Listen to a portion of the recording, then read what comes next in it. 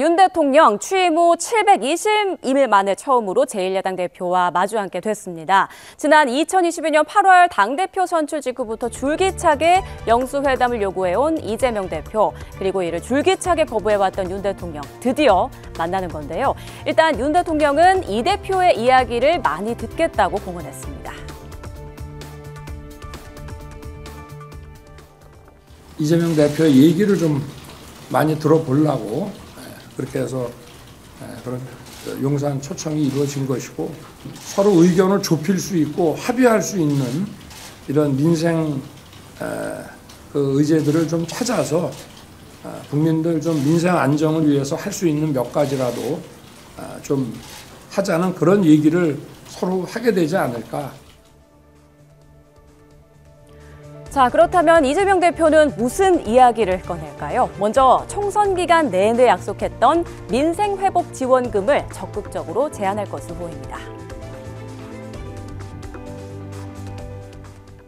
전 국민 25만 원 재난지원금 문제. 윤석열 대통령이 전화를 하셔서 잠깐 통화를 했어요. 통화를 했고 한번 보자고 만나자고. 그때 뭐 얘기를 좀 나누면 될 것 같고. 네, 민주당은 이번 영수회담을 놓고 총선 결과에서 드러난 민심에 윤 대통령이 화답하는 자리라고 강조하고 있는데요. 특히 취임 후 국회에서 통과된 법안에 대해서 9차례 거부권을 행사한 것에 대한 사과를 요구할 것인지, 또 최상병 특검법 처리가 테이블 위에 올라갈지도 주목됩니다. 또 이 대표가 윤 대통령의 배우자 김건희 여사 문제를 직접 거론할지도 하나의 관전 포인트입니다. 대통령실은 당장 시급한 건 민생이라는 입장인 것으로 전해졌습니다. 실무 준비 역시 민생 문제를 중심으로 이뤄진 것으로 알려졌고요. 강대강 대치가 장기화 중인 의정 갈등에 대한 해법 논의도 가능성이 있습니다.